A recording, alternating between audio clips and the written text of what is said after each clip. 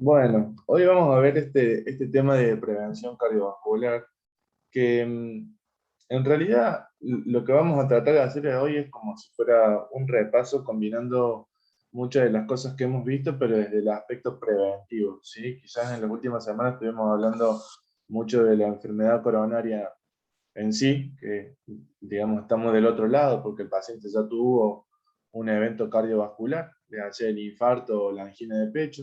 Eso es lo que abordamos cuando hablamos de prevención secundaria, pero, pero bueno, acá como dijo el doctor Favaloro, prevenir educando es la forma mejor de llegar a una sociedad más sana y por ende, lo que nos repiten hasta el cansancio, prevenir es mejor que curar, y por eso quizás en nuestro país la estrategia siempre es más de hacer estrategias trabajando sobre la enfermedad y no tanto sobre la prevención.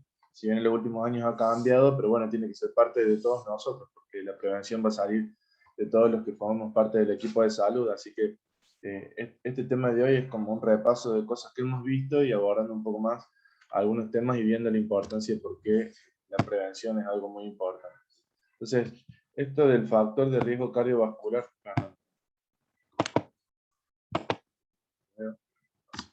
esto del factor de riesgo cardiovascular que hablábamos, y ya lo hemos nombrado en clases previas, hemos visto esta definición, que es muy importante entender la diferencia entre factor y riesgo. Factor de riesgo es la situación que nos pone a una persona con mayor riesgo de tener una enfermedad, es decir, es lo que yo tengo o a lo que yo me expongo, como por ejemplo el tabaquismo, ¿sí? O la diabetes o la hipertensión, de tener más chance de padecer una enfermedad vascular. Cuando hablamos de enfermedades vasculares, estamos hablando del infarto, el accidente cerebrovascular y la mortalidad de origen cardiovascular.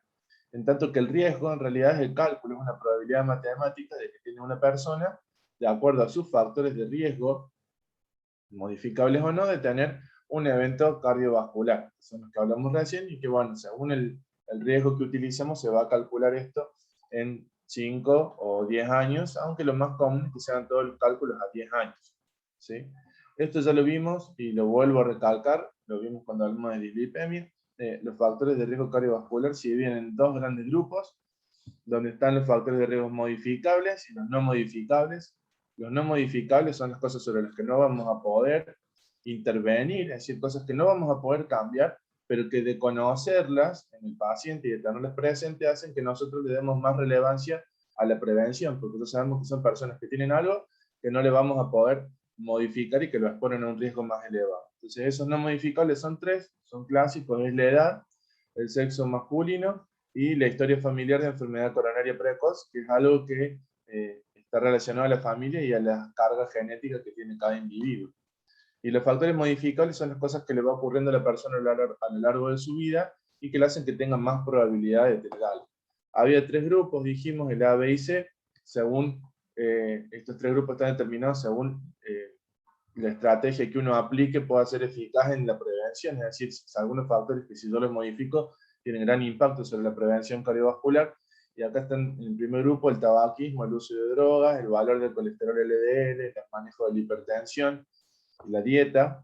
Y en el grupo B son aquellos que podrían modificarlos, podría disminuir el riesgo cardiovascular, donde aparece de nuevo la diabetes, que es muy importante controlarla, pero en realidad el paciente diabético siempre va a tener más riesgo a pesar de que tengamos todo controlado.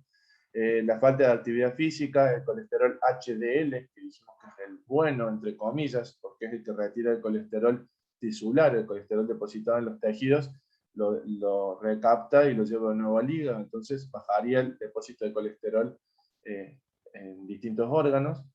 La obesidad y en el grupo C son factores que uno los puede modificar y que podrían estar relacionados a una mejoría o una disminución del riesgo cardiovascular. Y acá entran muchos los factores sociales, psicológicos, el estrés, la depresión y el consumo de alcohol.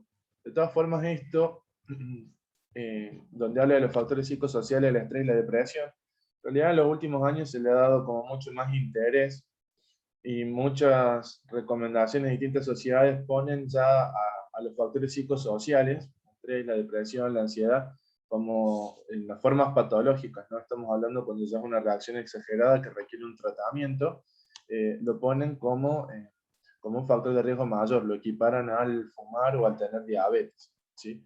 Entonces quizás no es tan estrecho que no podría tener una intervención o una disminución en el riesgo de los pacientes al modificar el estrés. Quizás sí podría estar relacionado.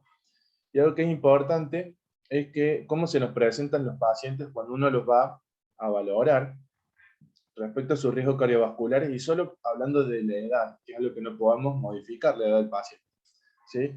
Sabemos que los pacientes de menos de 44 o menos de 45 años, la mitad de esos pacientes que veamos nosotros, que son jóvenes, ¿sí? En edad productiva, en una edad de actividades sociales y laborales, diría que una de las más importantes, la mitad de esos pacientes van a tener un factor de riesgo cardiovascular, de los cuales el más frecuente, lamentablemente, es el tabaquismo. Y como vimos, es uno que la intervención sí está relacionada, trabajar sobre el tabaquismo con una disminución del riesgo cardiovascular, por lo cual deberíamos en todos los pacientes que fumen tratar de hacer la intervención y explicarles el riesgo que está relacionado al fumar, las alteraciones que no son solo relacionadas al infarto, sino que hay alteraciones relacionadas al colesterol, a la enfermedad pulmonar, al cáncer, a la depresión, ¿sí?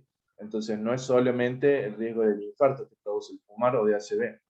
En los pacientes ya un poco más en edad avanzada, entre 45 y 65 años, ya fíjense, el 70% tiene por lo menos un factor de riesgo y el 7% ya tienen 3 o más factores de riesgo. Así que esos pacientes ya prácticamente requieren que uno tome estrategias farmacológicas para intervenir sobre estos riesgos cardiovasculares que tienen. Y los demás de 65 años, el 75% tiene uno o más factores de riesgo. Así que de los jóvenes deberíamos trabajar sobre el tabaquismo principalmente, y en todo el resto deberíamos trabajar sobre cada uno de los factores de riesgo en forma independiente. Y la pregunta es por qué hacemos tanto hincapié en controlar estos factores de riesgo cardiovascular. Bueno, la pregunta surge, o la importancia surge de esta diapositiva que nos ilustra cuándo empieza a tener la persona arteriosclerosis. Y habitualmente nosotros empezamos a buscar la arteriosclerosis o enfermedad arterial coronaria o periférica, es decir, en las carótidas, como vimos, en los miembros inferiores, no necesariamente solo en el corazón. Y cuando nosotros abordamos a esos pacientes ya tienen más de 50 años habitualmente, ¿sí? Donde estos pacientes de más de 50 años tienen aterosclerosis en las arterias coronarias, es el 85% de los pacientes. Entonces, quiere decir que llegamos tarde. Si nos vamos un pasito más atrás, a los pacientes más jóvenes, entre 40 y 49 años, el 71% ya tiene arteriosclerosis coronaria. ¿En qué grado? Y bueno, habíamos visto que había distintos grados, ¿sí? La enfermedad coronaria que no produce síntomas, como las estrías grasas, o la aterosclerosis, o las placas ateroscleróticas leves a moderadas, y después teníamos las formas más graves que eran las sintomáticas, pero estos pacientes se encuentran con estas formas asintomáticas, ¿sí? Si vamos un poco más temprano en la edad del paciente, entre los 30 y los 39 años, un 60% de los pacientes ya tienen algo de arteriosclerosis coronaria, ¿sí? Imagínense, esto es una persona joven. A los 20, 29 años, el 37% de los pacientes tienen algún grado de arteriosclerosis. No estamos hablando de un grado de arteriosclerosis que requiera angioplastía, colocar un stent, desobstruir una carótida o tratar las arterias obstruidas en los miembros inferiores, sino que son pequeños grados de arteriosclerosis en distintos territorios vasculares. Y fíjense esto que es lo más llamativo: en los niños y adolescentes entre los 3 y 19 años ya suele haber un grado de arteriosclerosis demostrable, que es lo que vimos cuando hablamos de la enfermedad aterosclerótica en términos generales, las estrías grasas, que ya aparecen desde la adolescencia, y esos son los primeros precursores que a lo largo de la vida van a empezar a darnos problemas. Entonces, ¿por qué es importante controlarlo? Porque no me sirve de nada llegar a tratar este paciente tratando de controlar sus factores de riesgo, cuando ya casi todos a los 50 años tienen algún grado de arteriosclerosis en las coronarias. Yo debería empezar a hacer la prevención desde que mi paciente es adolescente o un adulto joven, ¿sí? Esa es la importancia, para evitar que cuando lleguemos a más de 50 años, el 85% de los pacientes tengan ya algo de enfermedad aterosclerótica coronaria principalmente. E incluso, no solo estaría relacionado con los factores de riesgo cardiovasculares con la edad, sino que las distintas cosas que valoramos, como la hipertensión, el tabaquismo, la hiperglucemia, la diabetes, la falta de actividad física, el sobrepeso y las dislipemias, están relacionadas también al ingreso socioeconómico en cada país, o digamos en cada región, ¿sí? Vemos que los pacientes en naranja son aquellos que tienen ingresos bajos, ¿sí? Y los que tienen en color gris son los que tienen ingresos altos, ¿sí? Estos son estadísticas de México. En los países que tienen, perdón, en los grupos poblacionales que tienen ingresos bajos suelen tener menos prevalencia de hipertensión arterial, tabaquismo, diabetes, sedentarismo, sobrepeso y colesterol. Y las clases sociales bajas son las que más problemas tienen. Fíjense que en la curva son la cantidad de miles de pacientes que están afectados de clases sociales bajas y clase social media.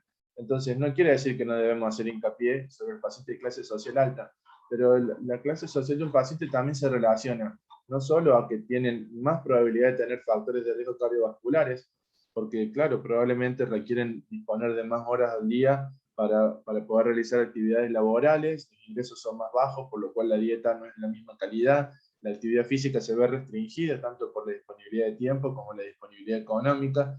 Entonces realmente un grupo social desfavorable, y encima obviamente que la disponibilidad económica o la accesibilidad económica al sistema de salud y a sus tratamientos también es más reducida, o sea que también está desfavorable en ese aspecto. Entonces, las personas con a edades más avanzadas, pero hablamos de adultos jóvenes, ya tienen cierto grado de riesgo cardiovascular, que deberíamos valorarlo y no esperar a que tenga el infarto o el ACV, y también pensar que la gente con ingresos o clases sociales socioeconómicas bajas o de clase social media, deberíamos quizás hacer un poquito más de hincapié sobre estas personas porque están expuestas a otros factores.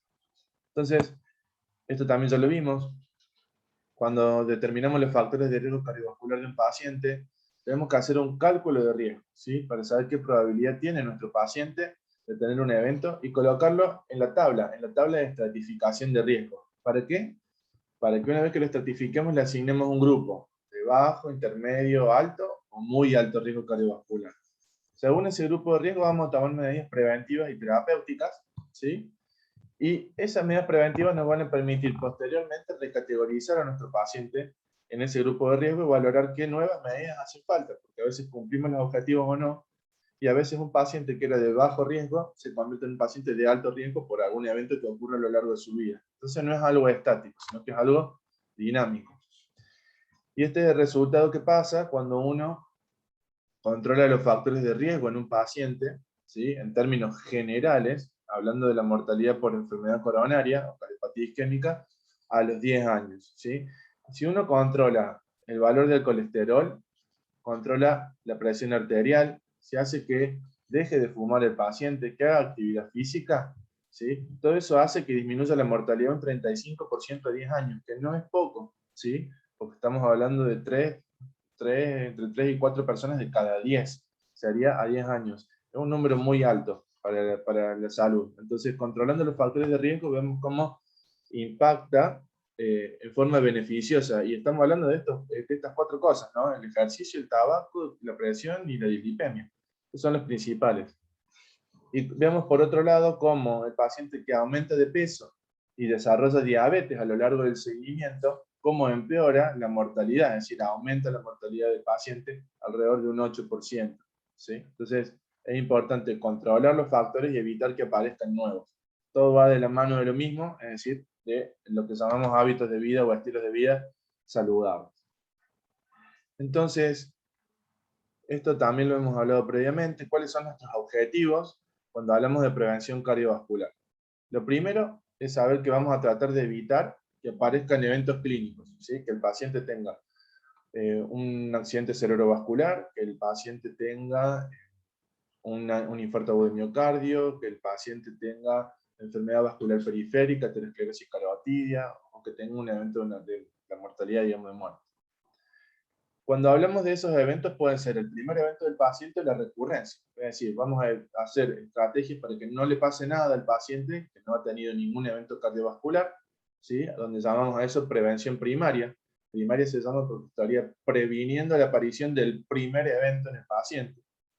Y la prevención secundaria sería evitar la aparición de un segundo evento. Es decir, un paciente que tuvo un infarto, vamos a tomar estrategias para evitar que vuelva a tener otro infarto, para evitar que tenga, si tuvo un infarto, que tenga una ACV, que tenga enfermedad vascular periférica severa, es decir, vamos a estar tratando de evitar que aparezca otro problema más de salud desde el punto de vista cardiovascular, ¿sí? Y un objetivo que está por sobre todas las cosas, además de evitar los eventos, es evitar que el paciente quede con discapacidad y que tenga muerte prematura, que es algo muy importante tanto desde el punto de vista social, ¿sí?, como productivo del país. Nosotros necesitamos que la gente esté sana, pueda desarrollar su vida familiar, social y laboral de forma plena o de la mejor forma posible. Ese es el objetivo, más allá de evitar que tenga un evento, que el paciente, si le pasa algo, se reinserte en la sociedad rápidamente y plenamente, y evitar que tenga años de vida potencialmente perdidos. Sería el nombre técnico de lo que buscamos. Entonces, sabemos que nuestros pacientes van a tener estos factores de riesgo, que los vamos a tener que controlar, pero para saber qué hacer con ellos, y particularmente con la hipertensión, con la dislipemia y la hipertensión, vamos a utilizar estas tablas de riesgo cardiovascular, que es un cálculo que está hecho en función de ecuaciones, que también ya lo vimos, y que se tomaron de trabajo de poblaciones que se siguieron durante muchos años, 10, 15, 20, incluso en la población más grande estudiada, que es la de la ciudad de Framingham. Cuando uno analiza las tablas, que ya lo vimos y ya lo vamos a repasar un cachito, es como un poco tediosa, tener que buscar el material físico para valorar el paciente, o tener un programa que te permita colocarlo en la tabla, en la consulta, o antes de hacer la ergometría, digamos. Entonces se complejiza un poco poder medir el riesgo cardiovascular, se hace un poco más largo y tedioso. Entonces, la recomendación actual es que cuando uno ve un paciente que lo tenga que valorar desde el punto de vista del riesgo cardiovascular, es buscar si el paciente tiene algún factor que lo haga considerar automáticamente un paciente de riesgo muy elevado o elevado, ¿sí? Porque al hacer eso, directamente nuestro paciente lo englobamos en ese grupo, y ya sabemos que las estrategias son muy simples. Necesita objetivos de presión, de colesterol, y los cambia el estilo de vida porque tendría alto o muy alto riesgo cardiovascular, ¿sí? Sin tener que pasarlo por la tabla. Es decir, sin tener que medir el colesterol, la presión, si fuma, si no fuma, la edad, el sexo, el valor de medición de la presión que tiene cuando la estamos viendo, ¿sí? Entonces, más fácil es buscar estas enfermedades que nos van a determinar que el paciente ya es de alto riesgo o muy alto riesgo. ¿Cuáles son? Esto que les puse acá abajo. Un paciente que ya tenga enfermedad cardiovascular conocida, es decir, aquel paciente que tuvo ya un infarto o tuvo una angina inestable y requirió que se le coloque un stent o que se le haga un bypass. Aquel paciente que ya sabemos que tiene arteriosclerosis carotidia, que tuvo un ACV, que tiene enfermedad vascular periférica con obstrucción de las arterias, es decir, cualquier paciente que ya pueda demostrar que tiene el fenómeno de la arteriosclerosis ocurriendo en su lecho vascular, ¿sí? Como vimos cuando estudiamos arteriosclerosis. Entonces buscamos el ACV o las crisis isquémicas transitorias desde el punto de vista neurológico, la arteriosclerosis en las carótidas o en las piernas o en las arterias de los miembros inferiores, ¿sí? Y la enfermedad coronaria, ya sea como angina estable, inestable o los síndromes coronarios agudos, ¿sí? Ese paciente directamente es de muy alto riesgo. Los pacientes diabéticos los vamos a considerar, si son tipo 2, que son los diabéticos a grosso modo, que aparece, como vimos, en las edades adultas, por arriba de los 35-40 años, ¿sí? Lo vamos a considerar directamente de riesgo elevado, ¿sí? Porque vimos que cuando diagnosticamos la diabetes tipo 2, lo que estamos haciendo es ver la punta del iceberg, o sea, que el paciente hacía 10 años que venía con la enfermedad, dando vueltas, y las alteraciones metabólicas que van lastimando su cuerpo hasta que se agotaron los mecanismos compensadores, y que ahí es cuando pudimos diagnosticar la diabetes. Entonces ese paciente hace 10 años que viene alterando su territorio vascular. Entonces el tipo 2 ya lo consideramos de riesgo elevado. Y el diabético tipo 1, que es el que tiene déficit de insulina, no resistencia a la insulina, sino que no tiene insulina, a diferencia del diabético tipo 2, lo vamos a considerar de riesgo muy alto, ¿sí? Cuando tiene presencia de proteínas en la orina, que es microalbuminuria, que es el primer dato que nos habla de daño o disfunción renal por la diabetes. Otra forma también de catalogar a los diabéticos tipo 1 es si hace más de 10 años que son diabéticos o no. En el caso de que haga más de 10 años que son diabéticos tipo 1, ya se equiparan con el riesgo al diabético tipo 2. De todas formas, recordar que los diabéticos tipo 1 empiezan la enfermedad a edades muy tempranas. Eso hace que cuando uno los ve, supongamos a los 35 años, ese paciente probablemente ya lleva 20 años de usar insulina, 20 años de enfermedad. Entonces es una persona joven, pero que lleva 20 años al menos de diabetes. Entonces tiene su enfermedad cardiovascular acompañando de la mano a los años que tiene de evolución de la diabetes. Otra forma de catalogar este riesgo muy elevado, es decir, para no pasar el paciente por la tabla y hacerlo más automático y más rápido y más práctico, es ver si tiene algún factor de riesgo individual muy elevado. ¿A qué nos referimos? Que tenga hipertensión arterial estadio 3, que tenga un LDL de más de 190, colesterol LDL, ¿sí? Esos son los dos factores de riesgo individuales muy elevados. O que tenga enfermedad renal crónica, ¿sí? Que es la insuficiencia renal, en estadios avanzados, ¿sí? Que esté próximo a la diálisis o que esté con tratamiento de hemodiálisis por la insuficiencia renal tan avanzada. En esos pacientes directamente decimos que son pacientes de muy alto riesgo o alto riesgo y los pacientes directamente requieren su tratamiento. Pero si no tiene ninguna de esas condiciones, vamos a utilizar las tablas, ya vimos una. Tenemos la tabla de SCORE, que es de la Sociedad Europea, y hay una calculadora de riesgo que se llama ASCBD, la factura D, de la Asociación Americana de Cardiología, y que nos sirve para qué? Para estos pacientes que no tienen cosas de alto riesgo, tratar de catalogarlos y poder tomar estrategias preventivas en personas que parecieran no tener tanto riesgo cardiovascular. ¿Y por qué vamos a aplicar estas tablas? Por esto que vimos acá, ¿sí? Si sabemos que ya desde la edad, en los adultos jóvenes, ya tenemos problemas de arteriosclerosis coronaria, ¿para qué vamos a esperar a que ya esté todo el fenómeno desencadenado? Busquemos quiénes de estas personas jóvenes, a través de esas tablas, tienen un riesgo cardiovascular alto, ¿sí? Y decidamos darle tratamiento específico para cada uno de ellos, ¿sí? Entonces, identificamos pacientes que son asintomáticos, que podrían ser susceptibles de tratamiento, y acá es donde beneficiamos a la gente joven, ¿sí? La gente joven que parece sana, por así decirlo, ¿sí? Además nos va a ayudar a definir con qué tanta potencia o intensidad le vamos a dar el tratamiento, hablando de la medicación, y vamos a evaluar y modificar intervenciones terapéuticas, es decir, ver qué cosas le puedo hacer además al paciente, más allá de dar un medicamento o no, para mejorar estos otros factores de riesgo que tenga asociado.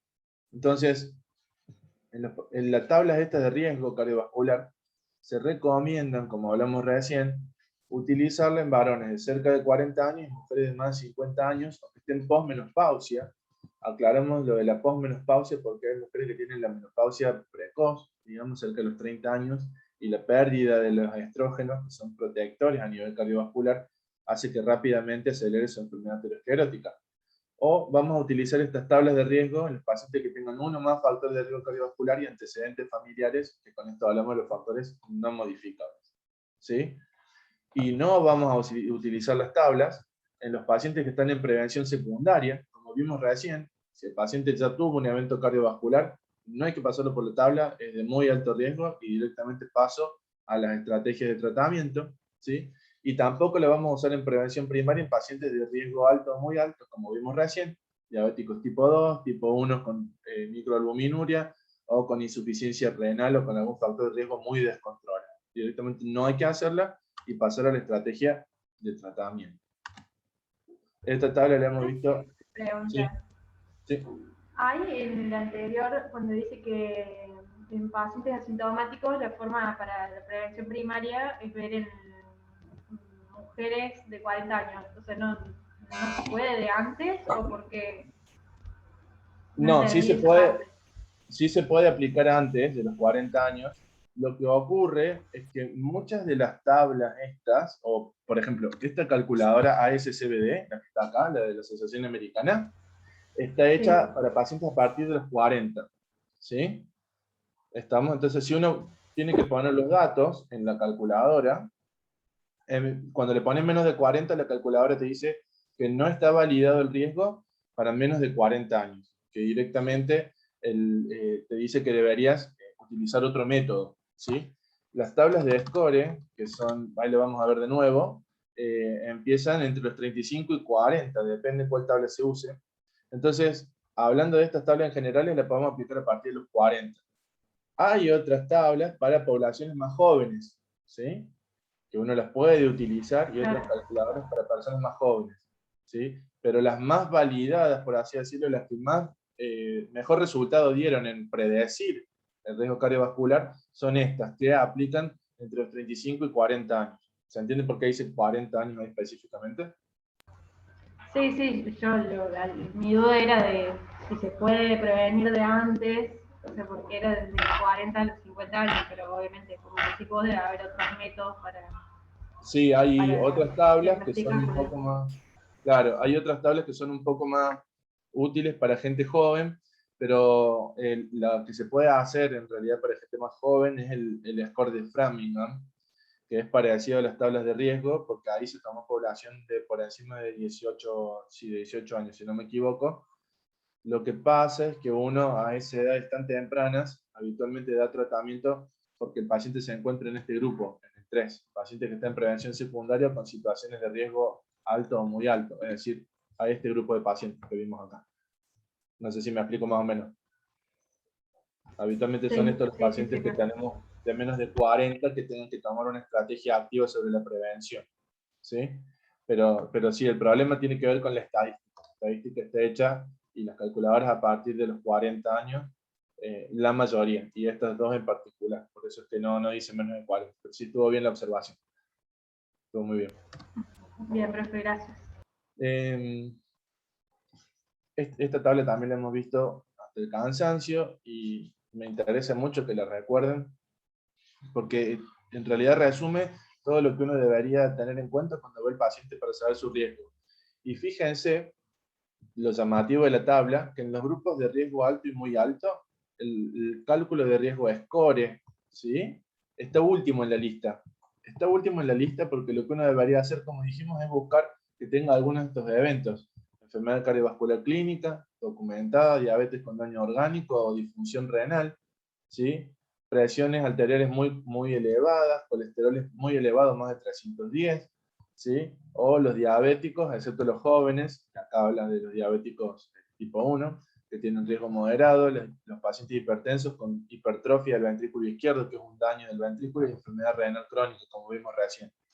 Y por último, en esos dos grupos de riesgo pone el riesgo score, porque quiere decir que uno debería el score al final. Cuando yo ya sé que no tiene nada de esto mi paciente, recién ahí debo hacerle el cálculo de riesgo, ¿sí? Si no, yo ya le puedo hacer una apreciación del riesgo solamente por antecedentes del paciente. Y en las dos situaciones más bajas, fíjense, en bajo riesgo y riesgo moderado, lo primero que sale es el score. Bueno, en la de riesgo bajo es lo único que sale, ¿no?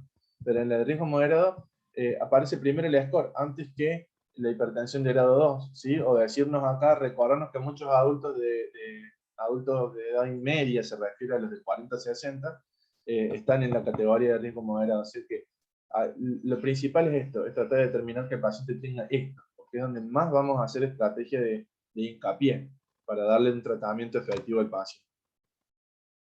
Y dijimos que había dos grupos de medidas, estaban farmacológicas y no farmacológicas.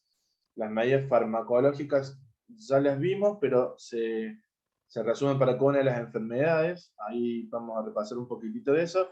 Y las medidas no farmacológicas es lo que vamos a tratar de ver un poquito más hoy.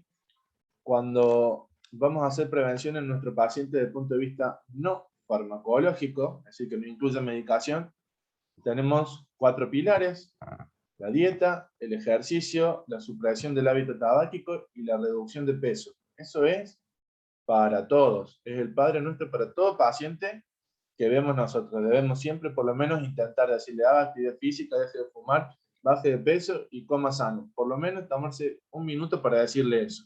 Si el paciente tiene riesgo alto, obviamente que hay que hacer hincapié muchísimo en cada una de estas cosas, y en los otros hay que insistir en cada consulta, porque a veces el mensaje llega de la repetición de la información.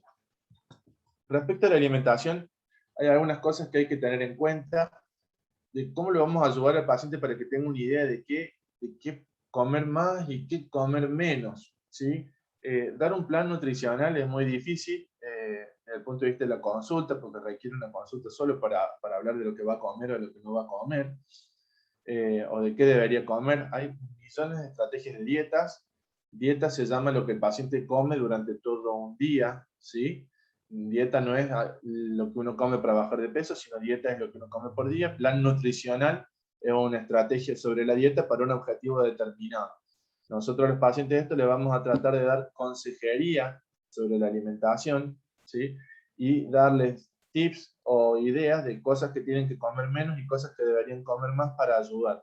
Y en aquellos pacientes que están en riesgo alto o muy alto, deberíamos valorar si es necesaria la intervención de un nutricionista para el paciente, y que el equipo de nutrición que lo valora tenga en cuenta que no todas las personas somos iguales, y algunas personas funcionan mejor con una dieta donde se les dice qué comer por horas, ¿sí? Como una dieta estructurada, como lo he hecho por mucho tiempo, y otras personas se sienten más cómodas con dietas libres, donde se les explica qué comer más y qué comer menos, pero en una forma en la que el paciente solo lo va regulando, ¿sí? Y no es tan rígida como a la mañana comer 3 tostadas con 2 cucharadas de queso, que digamos que son dietas más estructuradas. Eso es porque todos somos distintos y hay que considerar eso, particularmente el nutricionista. Pero nosotros lo que vamos a hacer es orientarlo.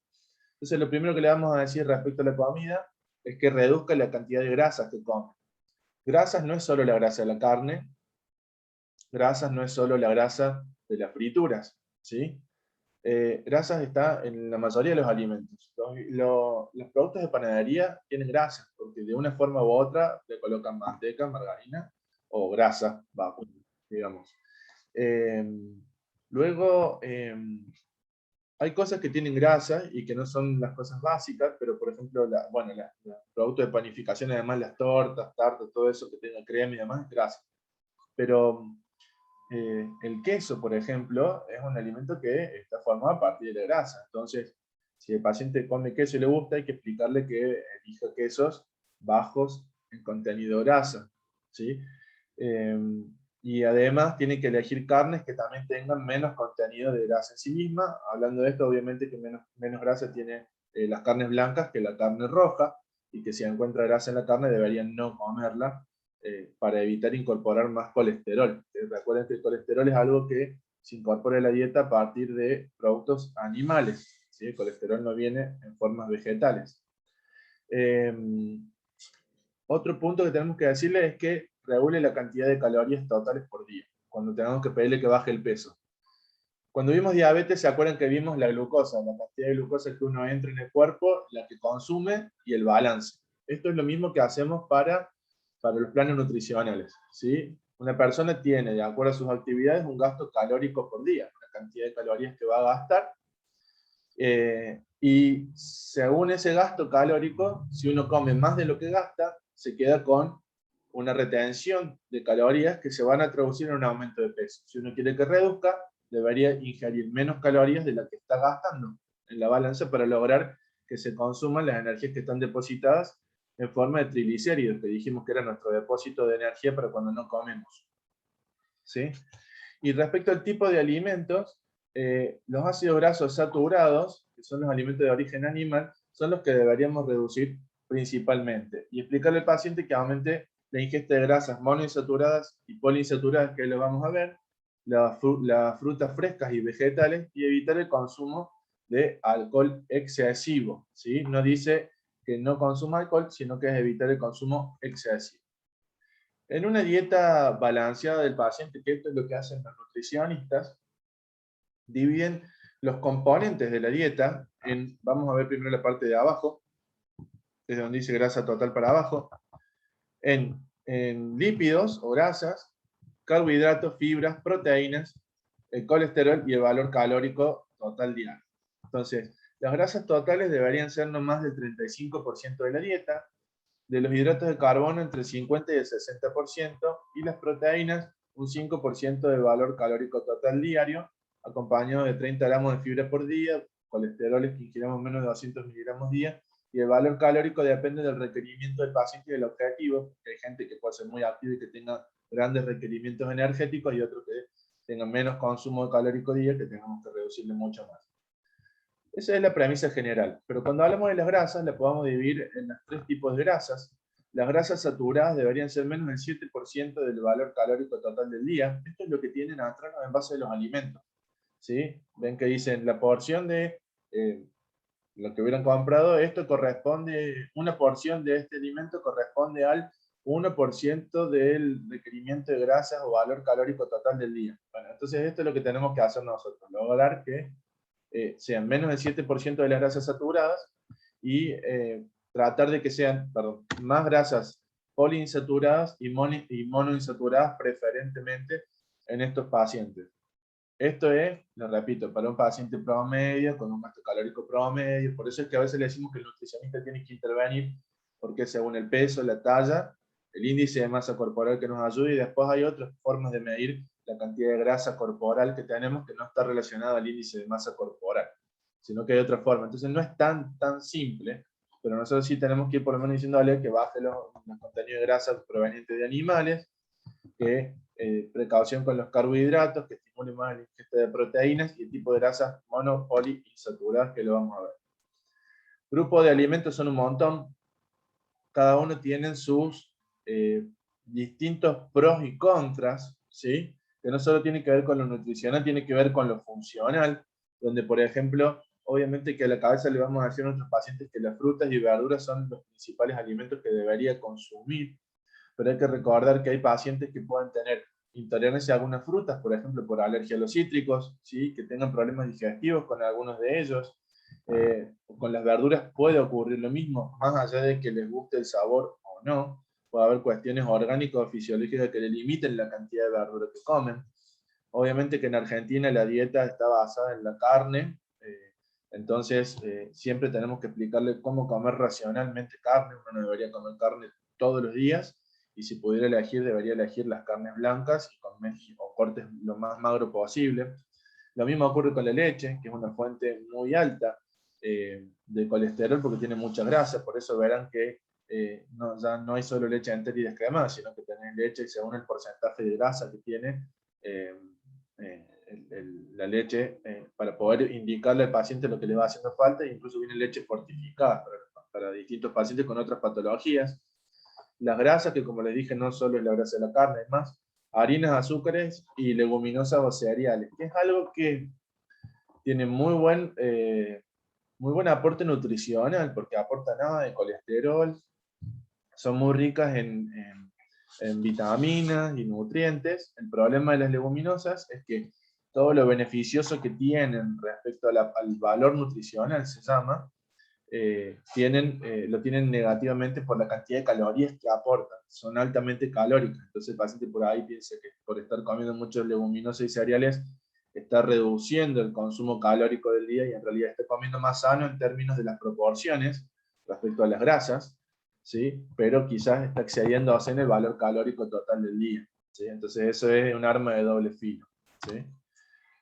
Cuando le hablé de los ácidos grasos, o de las grasas particularmente, le dije que estaban los saturados, que son los que nos generarían el problema, ¿sí? Y los principales son la leche, el queso, la manteca, los huevos y la carne. Entonces esto es lo que uno debería decirle al paciente, que tiene que reducir la cantidad. Fíjense que es bastante fácil recordarlo, digamos, porque se entiende que son los productos derivados de los animales y que tienen alto porcentaje de grasas. Lo que hablamos acá de grasas saturadas es según la cantidad de cadenas que tienen respecto a la química, y estos son los que más tienden a formar triglicéridos en nuestro cuerpo y a que se depositen como energía. Las grasas o ácidos grasos monoinsaturados están dentro de esto el aceite de oliva, el maní y la palta. El efecto final de esto, en realidad, es que al comer más de estos ácidos grasos monoinsaturados, logramos que baje el colesterol y que baje el LDL y los triglicéridos, porque en realidad el efecto también siendo beneficioso. Se consumen rápidamente en el cuerpo y permiten que se retiren de nuestros tejidos el depósito que tenemos de los distintos lípidos, principalmente triglicéridos. Entonces el efecto es al revés, ¿sí? Lo que logramos es bajar, pero ¿cuánto? Muy poco, 1%. ¿Y qué ocurre con los ácidos grasos o las grasas saturadas? Que son las que más aportan, o las que más afectan sobre el valor del colesterol y de los lípidos en general, ¿sí? Acuérdense que, como les había dicho antes, el valor o los valores de lípidos y colesteroles tiene dos grandes grupos, digamos. Tenemos el colesterol endógeno, que es el que produce nuestro cuerpo, que era alrededor del 60%, y el colesterol exógeno, que es el que aportamos con la dieta, y es sobre el cual podemos trabajar. Sobre ese 40% podemos trabajar con la dieta. ¿Qué ocurre? Nunca la dieta va a ser 0% colesterol dietario, ¿sí? Porque es imposible, los alimentos siempre van a tener algo de colesterol. Entonces, trabajar sobre estas grasas saturadas son los que mejores resultados van a tener en el manejo del colesterol desde el punto de vista dietario. Utilizar estos monoinsaturados nos va a ayudar en bajarlo un poco. Y después los ácidos grasos poliinsaturados, que quizás ahí cuando les diga, el omega 3 y el omega 6 son los principales, ¿sí? No los sintetizamos nosotros, es decir, que si no los aportamos externamente, estos ácidos grasos no van a estar en nuestro cuerpo, ¿sí? Se tienen que aportar pura y exclusivamente por la dieta. Tienen efectos beneficiosos, dado que reducen el colesterol LDL y ayudan a elevar el HDL y bajan los triglicéridos, o sea que por donde lo miremos son óptimos, ¿sí? Desde el punto de vista nutricional. ¿Y dónde los encontramos? En el aceite de maíz, en la soja, el omega 6 y el omega 3, que es lo más común escucharlo, en los pescados, particularmente aquellos de agua fría, y en algunos vegetales. Lo principal que tenemos que hacer es explicarle que debería ayudarle a comer más maíz, soja y pescados para aumentar el omega 3. Eso en términos generales para la dieta. Cuando vimos hipertensión arterial, hablamos de que el estilo de vida, o los cambios en el estilo de vida, es para todos. Todo paciente que tenga hipertensión o factores de riesgo, le damos cambio en el estilo de vida. Siempre, siempre, siempre. Lo vamos a hacer, porque esa es la consejería que tenemos que hacer. Entonces, los cambios en las dietas ya lo vimos, pero bajar el consumo de sodio en los pacientes hipertensos ayuda a reducir la presión arterial. Bajar alimentos, o sea, aumentar la ingesta de alimentos que tengan rico en potasio también ayuda a bajar la presión. Y utilizar la dieta DASH, que vimos que era la dieta para los pacientes hipertensos, ayuda más a reducir la presión hasta 15 milímetros de mercurio. Hacer actividad física, aeróbica, que lo vamos a ver, también ayuda a reducir la presión, y la combinación de bajar de peso, una dieta adecuada de actividad física nos puede hacer bajar 20 milímetros de mercurio cada 10 kilos de reducción de peso que tenga el paciente, que es un montón, 20 milímetros de mercurio. Esta es la dieta DASH, que ya la habíamos visto. Trata de utilizar lo mismo que vimos antes, ¿sí? Divide las grasas con proteína y grasas sin proteína y los productos de origen animal, y las verduras y los cereales, donde se prepondera el uso de frutas, verduras y cereales, y se limita la cantidad de azúcares, productos de origen animal, hablando de la carne, y las leguminosas son las que se disminuyen un poco más, ¿sí? Para tratar de ayudar a disminuir la presión arterial. Respecto al peso, que era la segunda intervención que teníamos que hacer, no solo la dieta, la reducción del peso, lo primero era hacer la antropometría, que es la medición del peso y la talla del paciente, y calcular esto que llamamos índice de masa corporal, que es la primera forma que tenemos de valorar muy superficialmente el estado nutricional de una persona, ¿sí? Según el cálculo, que es el peso dividido en la talla o la altura al cuadrado, nos va a dar un número. Ese número lo pasamos por esta tabla, de 18,5 a 24,9 es normal, más de 24,9 nos va dando sobrepeso, y por encima de 30 nos da la obesidad en sus distintos grados, y por debajo de 18,5 nos da bajo peso, donde habría que valorar si es desnutrición o no. ¿Estamos? Y después existe lo que podemos medir, que se utiliza mucho tiempo, el perímetro de la cintura en los pacientes, que si es más de 90 en los hombres, más de 80 en las mujeres, nos va dando la pauta de que tienen obesidad o acúmulo de tejido adiposo abdominal, que es la grasa que se deposita alrededor de las vísceras, de los órganos de nuestro abdomen, y que son las que más se relacionan a las consecuencias de la obesidad, porque son las que hacen que se libere más insulina, hay más hipertensión, hay más hipercolesterolemia, comparado con los pacientes que no tienen tanto perímetro de cintura.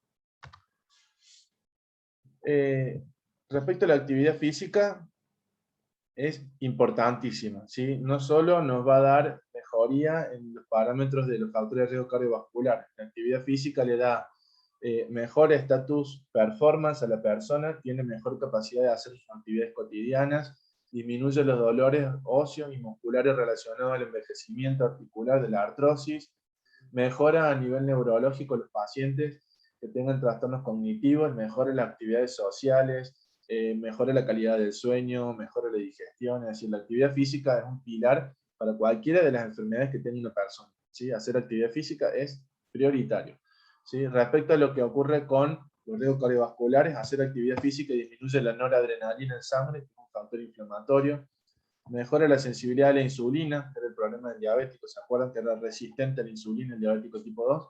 Hacer actividad física mejora esa sensibilidad. Aumenta la masa de tejido no graso, o sea, tejido o masa magra o tejido muscular.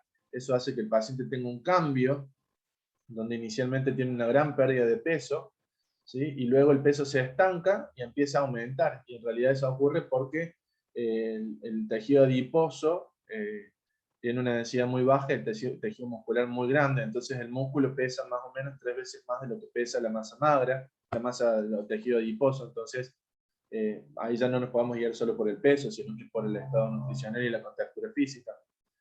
La actividad física hace que se vasodilaten las arterias coronarias y eso mejora la irrigación coronaria, lo cual es importantísimo, como vimos, en los pacientes con enfermedad coronaria, no en el contexto del infarto, porque ahí van a estar en reposo, pero sí en los pacientes con angina estable. Y obviamente que la actividad física es una de las cosas que más eleva el colesterol HDL, que es el que se encarga, como dijimos, de recuperar los colesteroles o el triglicérido tisular.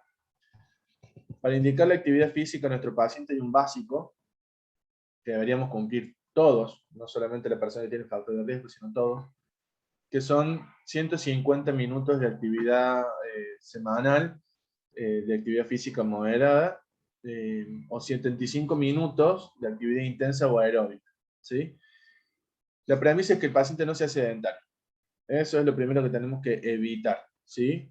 Porque el paciente sedentario con actividad liviana como está acá no hace menos de 3 METs por día de actividad, que son sentarse, hablar, mirar tele, cocinar, actividades domésticas livianas, caminar. O sea, eso no es nuestro objetivo. La actividad moderada, ¿sí? Ya es caminar rápido, andar en bici, bailar, hacer yoga de tipo activo, ¿sí? Donde sale yoga fit, aeroyoga, bueno, todas estas cosas que se utilizan ahora como las variantes del yoga para que sea más aeróbico y no sea solamente de elongación y de la parte emocional o espiritual de la persona. La natación en forma recreativa, no como un deporte, ¿sí? Son actividades moderadas. De estas cosas moderadas, el paciente debería gastar 150 minutos a la semana para hacerlo. La forma más fácil de prescribirlo, pero que la persona no se sienta que le estamos mandando a hacer mucho tiempo de actividad física, es hacer 30 minutos por día, 5 veces a la semana, lo cual no le quita mucho tiempo del día al paciente y cumple con los requisitos mínimos. Que le dicen, no, yo no puedo todos los días, media hora y demás, uno le propone hacer 75 minutos semanales, ¿sí? De actividad intensa. Entonces le decimos, bueno, va 2 veces a la semana y hace 40, 45 minutos de una actividad intensa. ¿Qué es una actividad intensa? Aquella que tiene más de 6 METs calculados de esfuerzo, como por ejemplo correr, nadar, andar en bici a 16 km por hora, jugar al tenis. ¿Estamos? Nadar, hablamos no recreativo, sino nadar o hacer clases de natación con objetivos de esfuerzo físico, ¿sí? Verán que tampoco es tan complejo hacer correr 2 días o andar en bici 2 días a 16 km por hora, que lo pueden hacer en bici fija incluso, hacer actividades de tenis o actividades recreativas, que obviamente que al ser grupales tienen muchos efectos más beneficiosos que hacer actividades individuales por las relaciones sociales, ¿no es cierto? Así que esta es la forma de decirle a un paciente que haga ejercicio. No es tanto tiempo y no es tan complejo.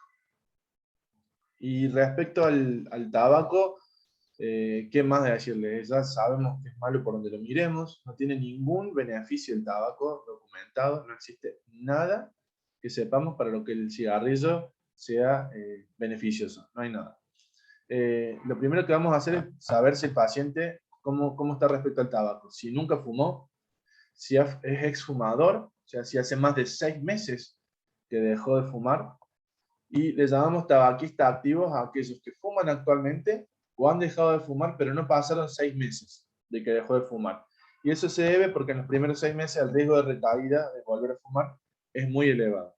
Entonces, ¿qué vamos a hacer? Vamos a hacer intervenciones sobre consejería, le vamos a explicar todos los efectos negativos del tabaco, los efectos beneficiosos de dejarlo, y explicarle que si no puede, por sus propios medios, existen tratamientos farmacológicos que le van a ayudar a dejar el cigarrillo, siempre que el paciente contemple dejarlo.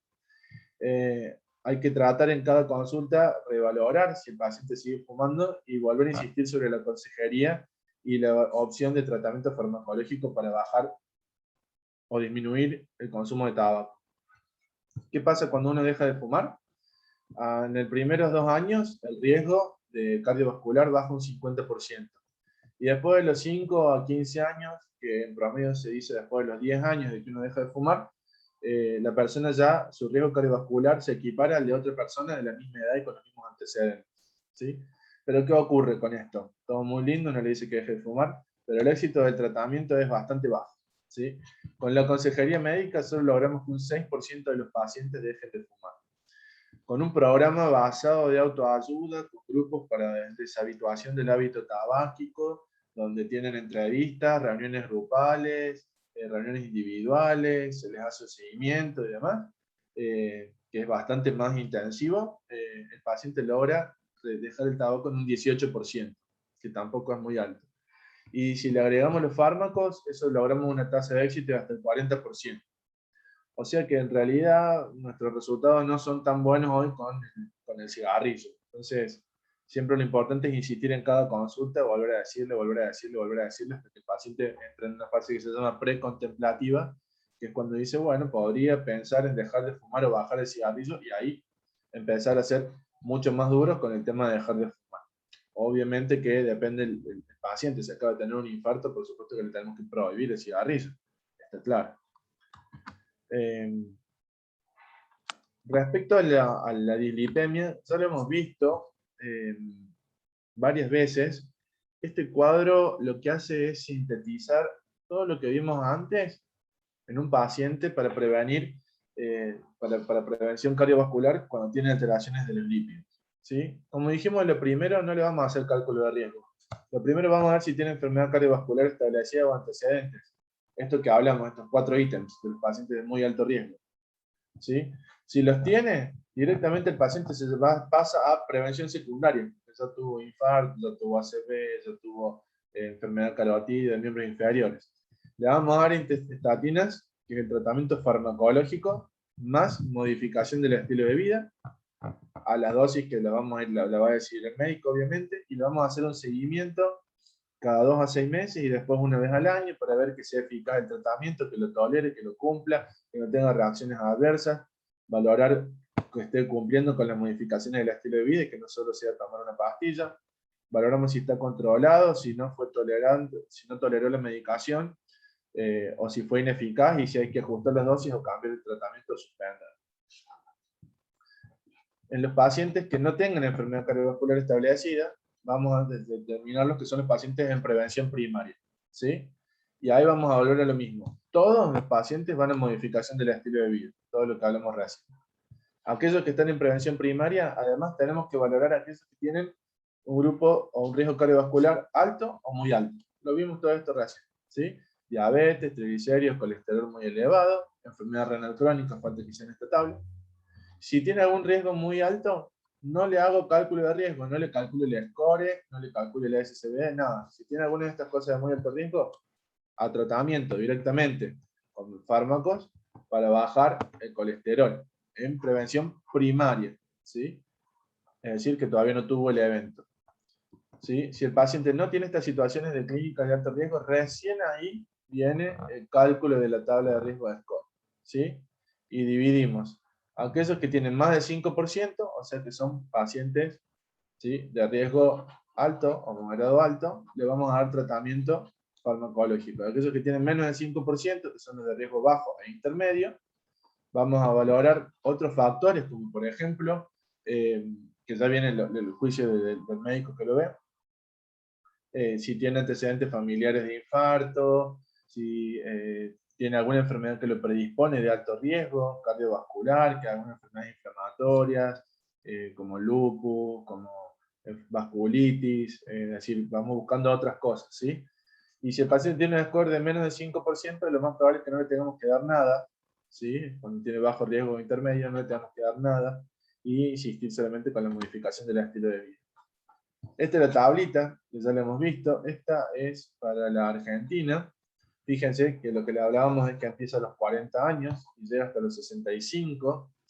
Y esto es porque dijimos que después de los 65, el 87% de las personas tienen enfermedad coronaria o arteriosclerosis coronaria manifiesta. Entonces ya en realidad no hace falta calcular los riesgos si ya sabemos que 9 de cada 10 lo tienen, ¿sí? Es poco práctico. Y por debajo de los 40 es donde se nos dificulta con esta tabla, pero podríamos utilizar otra, ¿sí? Ya la saben usar, es una tabla de múltiples entradas por las edades, si fuman o no fuman, el sexo masculino o femenino, los valores de presión arterial a la izquierda y los valores de colesterol, que acá están milimoles, que es la versión europea del informe, y acá están los miligramos por decilitro, que es la versión americana que utilizamos nosotros para el cálculo de colesterol total. Y la tablita, que ya la hemos visto muchísimas veces, ¿sí? Donde en rojo es al paciente que le vamos a dar medicación casi siempre, ¿sí? Sabemos que en esta tabla tenemos los pacientes acá de bajo riesgo, más abajo los pacientes de riesgo intermedio, luego siguen los de alto riesgo en esta línea, y por debajo los de muy alto riesgo, ¿sí? Fíjense que los de riesgo muy alto y muy alto aparecen en amarillo ya.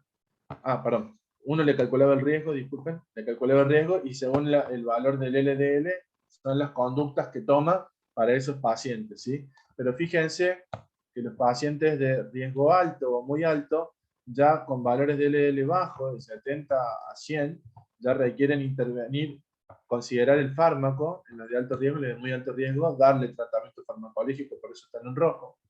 Y fíjense cómo los de riesgo moderado y bajo, en ningún lugar sale el casillero en rojo, que deberíamos sí o sí darle medicación, sino que están prácticamente todos en verde, y considerar si requiere fármaco si no controlamos los factores de riesgo con el tratamiento no farmacológico, que es lo que en realidad está puesto de una forma más práctica en esta tablita de acá, ¿sí?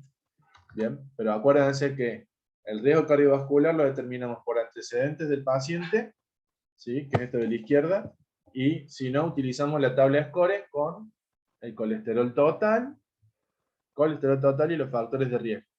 Cuando tenemos el riesgo de nuestro paciente, vamos a utilizar el LDL para determinar si requiere una intervención con fármacos o modificación del estilo de vida. Es decir, el riesgo lo determinamos con el colesterol total, pero la decisión de dar tratamiento con el colesterol LDL. ¿Por qué el LDL? Porque el colesterol LDL es la porción del colesterol total que se deposita en los tejidos y que da la arteriosclerosis. ¿Estamos? Es la fracción de los lípidos, como vimos antes, que se depositaba en las arterias y en los otros órganos enfermándolos. ¿Estamos? Entonces, mientras más alto el LDL, más mal le va a ir al paciente a largo plazo. ¿Y qué vamos a hacer con nuestros pacientes? Esto que dice clase y nivel de evidencia, quiere decir el grado de recomendación, que es 1A, quiere decir que sale de trabajos de investigación, el A, perdón, quiere decir que sale de trabajos de investigación muy serios, muy formales y muy grandes, por lo cual deberíamos utilizarlo en todos los pacientes, y clase 1 es que se debería hacer sistemáticamente en todos los pacientes que tengan esta característica. Quiere decir que si el paciente es de muy alto riesgo, mi objetivo es que el LDL sea menos de 70. Si el paciente es de riesgo muy alto, el LDL menos de 100. Y el paciente es de riesgo moderado, debería considerarse como objetivo que tenga un LDL de menos de 115. Vamos de nuevo. Volvemos para atrás a la tabla. Según el factor de riesgo cardiovascular del paciente, ¿sí? El riesgo para un cardiovascular del paciente, muy alto, alto o moderado, es que vamos a tener un LDL objetivo, 70, 100, 115. ¿Estamos? Según el nivel. Y fíjense que acá me dice que si tiene más de 70, al paciente de riesgo alto le debo dar pastillas. Si tiene más de 100, el riesgo intermedio, le debo dar pastillas. Pero si tiene menos de 100, no. Entonces va concordante con la tabla. Esos son nuestros objetivos, ¿sí? El muy alto tenga menos de 70 y el riesgo alto tenga menos de 100. Eso es lo que hacemos en la práctica clínica, ¿sí? Y hay algunos objetivos secundarios en los pacientes diabéticos que no es exactamente igual que el resto, porque están divididos, donde el paciente tipo 1, que dijimos diabético tipo 1, con pérdidas de proteínas en la orina o con daño renal crónico, tenemos que bajarle el 30% del LDL independientemente del valor basal. Esto es un poquito más complejo, a mí me gusta más como lo vimos antes. El diabético tipo 2, que tenga enfermedad cardiovascular, renal, daño de órgano blanco o más de un factor de riesgo cardiovascular, bajarle el LDL más de 70 o más de 50% si no llega al objetivo. Y el diabético tipo 2 solo, LDL menos de 100. A mí me gusta más cómo sale en esta tabla, bueno, en la tabla de riesgo de SCORE, donde dice que los diabéticos tipo 2, o sea que el diabético tipo 1 con microalbuminuria o el diabético tipo 2 los consideran de muy alto riesgo, por lo cual el objetivo es menos de 70 y el diabético tipo 2, el objetivo es menos de 100. De todas formas, más allá de todo lo que vimos, para calcular el riesgo, en los pacientes estos que nos quedan dudas, que no sabemos qué hacer, que le hacemos el cálculo de riesgo de score no lo podemos definir bien, podemos usar algún marcador adicional para saber qué pasaría a 10 años con nuestros pacientes, cuando no son de riesgo alto y muy alto, es decir, para los riesgos moderados. Riesgo bajo no deberíamos hacer nada. A riesgo moderado vamos a ver si tiene un LDL más de 160 o tiene alguna característica de hipercolesterolemia familiares o genéticas, que son las que vimos. Si tiene antecedentes familiares de enfermedad cardiovascular prematura, es decir, si hay algún varón de primer grado en la familia que tuvo algún evento antes de los 55 años, o le hace un infarto o un SB, o un stent, un bypass, lo que fuera, o una mujer de primer grado con menos de 65 años con algún evento cardiovascular. Podemos medir el calcio en las arterias coronarias para ver si está muy alto, nos da una idea de que hay arteriosclerosis coronaria. Si tiene proteína C reactiva, que es un marcador de inflamación de más de 2, podemos considerar darle medicación por el colesterol. Si tiene un índice brazo-tobillo, que esto lo vimos cuando hablamos de enfermedad vascular periférica menos de 0,9, que quiere decir que la presión en las piernas está más baja, y eso es porque estarían obstruidas las arterias, debería considerar darle tratamiento. Si tiene una expectativa de vida muy alta, ¿sí? De más de 20 a 59 años, debería considerar tratarlo. Si tiene enfermedad renal crónica avanzada, o si tiene muchas pérdidas de proteínas por la orina, ¿sí? Debería considerar que esos pacientes se pueden beneficiar de bajarle el colesterol. Y estos nuevos conceptos de manejo del colesterol son los más importantes, y es que es lo que le hablé al principio de la clase. O sea, arteriosclerosis tenemos en cualquier momento de la vida y con cualquier nivel de colesterol. Si yo puedo tener un colesterol normal y tener arteriosclerosis, ¿sí? No necesito sí o sí que el colesterol esté elevado. ¿Estamos? Entonces ese concepto de cómo puedo tener arteriosclerosis si no tengo el colesterol elevado, hay un montón de mecanismos que no están solamente relacionados al valor absoluto del colesterol, ¿sí? Sino a la inflamación de las arterias, y eso hace que las arterias se enfermen. ¿Estamos? Entonces, puedo tener arteriosclerosis aunque tenga colesterol normal y a cualquier edad de la vida, ¿sí? Bajar el LDL en cualquier situación baja el riesgo. Y esto es así, mientras más bajo el LDL, menor el riesgo del paciente. Y el objetivo es darle estatinas, que son los medicamentos de elección para los pacientes que requieren bajar el colesterol LDL, ¿sí? Todas las estatinas son potentes, pero según el riesgo de cada paciente, es decir, si es intermedio, alto o muy alto, nos va a decir qué tan potente dar la dosis del remedio y cuál va a ser nuestro objetivo de colesterol LDL en el mismo, ¿sí? Y en aquellos pacientes que no sean respondedores al tratamiento, es decir, que le doy la medicación y no les baja o no la toleran, tenemos que cambiar otro hipolipemiante y buscar otro remedio que nos ayude, además de las estrategias no farmacológicas, ¿sí? No solo me limito a darle tratamiento con un fármaco, ¿sí? Y esto es lo que les decía recién, que también lo vimos antes en un gráfico por las edades, ¿sí? Obviamente a edades más grandes, más probabilidad de enfermedad coronaria, y esto es la prevalencia de arteriosclerosis según el valor de colesterol de los pacientes, ¿sí? Y acá vemos donde un colesterol normal es menor de 200, este es el LDL, ¿no es cierto? Perdón, el colesterol LDL. El valor normal es menos de 140, ¿sí? O 130, depende de dónde lo leamos. Y vemos que pacientes con menos de ese valor de colesterol, lo mismo tienen presencia de enfermedad coronaria, de aterosclerosis, ¿sí? Lo mismo tienen las arterias enfermas, con placas ateromatosas, incluso con valores de colesterol LDL de menos de 70. Entonces, no me debo guiar solo a sospechar que tengo una enfermedad de aterosclerosis en mi paciente que tiene un LDL de 200, ¿sí? Porque se está cantado que seguramente lo tiene. Tengo que acordarme que incluso con colesteroles normales, o con menos de 100 del LDL, ¿sí? Que es el colesterol aterogénico, el paciente lo mismo está teniendo enfermedad coronaria. Fíjense que la prevalencia no es baja. Fíjense que la parte más alta de las barras se encuentra entre el 70 y el 100. O sea que son los pacientes que uno consideraría con un colesterol LDL más o menos bien, y sin embargo son los que más tendrían enfermedad coronaria, enfermedad aterosclerótica. Por lo mismo que le dije recién, no solo el mecanismo implicado es el colesterol, sino que hay otros mecanismos que implican que las arterias se inflamen y sea arteriosclerosis. Y para entender qué es lo que le hacemos a los pacientes de este gráfico, que es un poquito más difícil, lo vamos a ver juntos, ¿Qué es lo que pasa cuando yo al paciente, ¿sí?, le pongo medicación?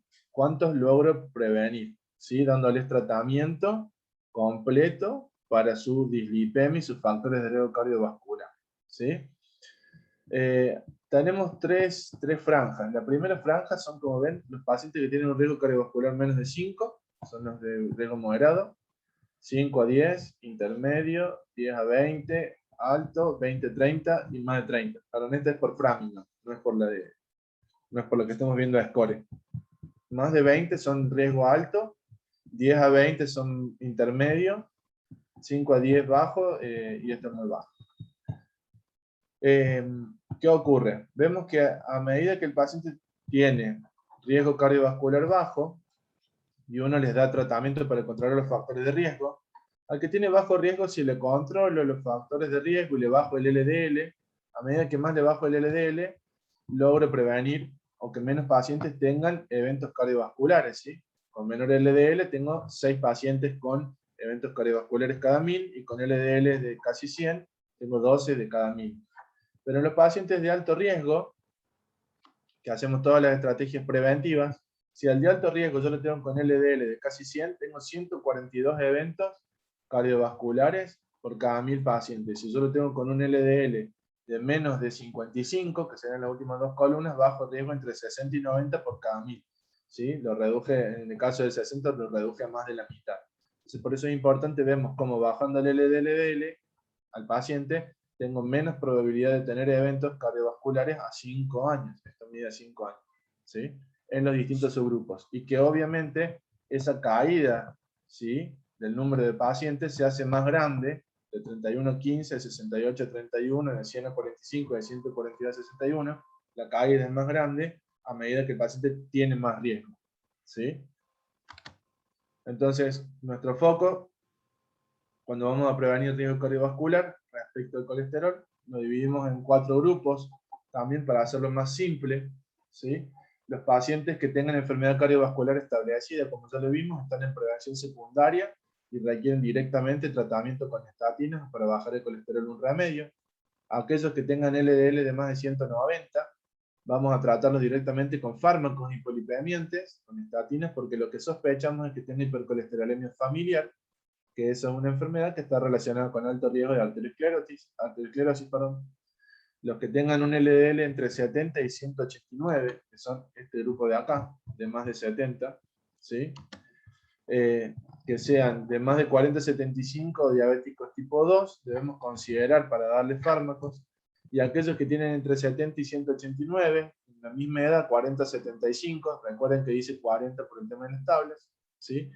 Y que tengan un riesgo estimado de más de 7,5% de riesgo, sin diabetes ni enfermedad cardiovascular, deberíamos considerar darle tratamiento con hipolipemiantes, ¿sí? Entonces son un montón de pacientes que deberíamos dar, ¿sí? ¿Y qué es lo que vamos a hacer? En los pacientes, según su riesgo, le vamos a tratar de reducir el colesterol 30 al 50% del basal, como lo vimos recién, o de más del 50% en los pacientes que tengan muy alto riesgo. Estamos con objetivos de LDL de menos de 70 para esto de alta intensidad y menos de 100 para esto de intensidad moderada. No sé si tenemos una duda hasta ahí, o seguimos con hipertensión. No, profe. ¿No? Bueno, es pues, como un repasito más o menos de lo que vimos y tratando de combinar un poquito lo que es prevención, ¿no? Un poquito más en profundidad y no tanto hablando de la enfermedad en sí misma. Todo esto que se hace son datos de estadística, ¿no? Se evalúa a las personas a lo largo de los años y se va conociendo cómo evoluciona la enfermedad según cada cosa que le hacemos para después poder aplicar esa observación a la población en general, ¿sí? Bueno, veamos por hipertensión arterial, que es otro factor de riesgo. Sabemos que nuestro objetivo es que nuestros pacientes tengan menos de 140/90, aquellos que tengan entre 16 y 80 años, que hay distintos factores de riesgo cardiovasculares en la hipertensión, ¿sí? Que lo más importante habíamos visto que eran los daños de órgano blanco, la hipertrofia del ventrículo izquierdo, la enfermedad aterosclerótica, el daño renal, la pérdida de albúminas en la orina, ¿sí? O que el paciente ya haya tenido un evento cardiovascular como un ACV, que tuvo un infarto, insuficiencia cardíaca, daño en la retina, daño renal o enfermedad vascular periférica. Y que además de estas dos cosas que son las más importantes para definir en saber qué tan arriesgado, qué tan compleja es la hipertensión en el paciente, hay algunos factores de riesgo adicionales como el sexo, de más de 55 o 65 en las mujeres, que fume, el colesterol elevado, la alteración del metabolismo de la glucosa y la obesidad. Entonces ahí vamos a definir a nuestros pacientes según el grado de hipertensión que tuvieran, grado 1, 2 y 3, o normal alta, ¿sí? Que son aquellos que no son hipertensos pero que no están normal. Y lo vamos a definir en fase 1, que es el que no tenía complicaciones pero tenía factores de riesgo. Fase 2, el que tenía daños de órgano, sin síntomas, con enfermedades cardiovasculares asintomáticas. Y fase 3, el que ya tuvo una enfermedad cardiovascular establecida, infarto, ACV o arteriosclerosis, o que tiene disfunción renal severa o en diálisis, o que tiene diabetes mellitus con daño de un órgano blanco. Y combinando en esta tabla de doble entrada, vamos a sacar los riesgos de nuestro paciente respecto a la hipertensión arterial. Combinando ese riesgo de grado de hipertensión, y vamos a decidir qué hacer. Y es que así los hipertensos de nivel 1, que son estos, ¿sí? En términos generales van a requerir siempre tratamiento farmacológico con al menos un fármaco, eligiendo de los grupos farmacológicos que ya conocemos, sabiendo que los beta bloqueantes solo se reservan para casos particulares, pero no es el tratamiento de base, pero que el hipertenso nivel 1 que tiene riesgo moderado o alto, que es este, el hipertenso nivel 1, que tiene riesgo moderado o alto, es decir, que tiene diabetes, problemas renales, daño orgánico como hipertrofia del ventrículo izquierdo, o está en diálisis, o daños orgánicos por la diabetes, en este grupo de pacientes, ¿sí? Deberíamos considerar que en el hipertenso nivel 1, darle combinación de 2 o más remedios, ¿sí? Y con eso controlar su presión. Y en los hipertensos grado 2 y 3, siempre le vamos a dar combinaciones de remedios, nunca comienza con un solo tratamiento de monoterapia, de una sola dosis, de un solo fármaco, y que todos tienen que cumplir con los cambios del estilo de vida. Respecto a la diabetes, los criterios diagnósticos los recordamos. La glucemia menos de 110, que nosotros utilizamos los criterios de la Organización Mundial de la Salud, es un valor normal. Más de 126 en ayunas en 2 valores hace diagnóstico de diabetes. Y si está entre 110 y 126, hay que hacerle una prueba de sobrecarga de la glucosa. Si le da menos de 140, ¿sí? a las 2 horas de hacerle la carga de glucosa, el paciente tiene glucemia en ayunas alterada, porque está entre 110 y 126. Si le da entre 140 y 199 en las 2 horas de la prueba de carga de glucosa, el paciente tiene intolerancia a la glucosa, ¿sí? Porque no cumple criterios de diabetes, pero no tiene normal su metabolismo de la glucosa, y es lo que llamamos resistencia a la insulina, ¿no? Y aquel que tiene más de 200 miligramos de glucosa a las 2 horas de la carga oral, el paciente se confirma el diagnóstico de diabetes, y que además de esa estrategia podemos utilizar la hemoglobina glicosilada, de valores de más allá de 6,5, nos permiten también hacer el diagnóstico de diabetes en los pacientes.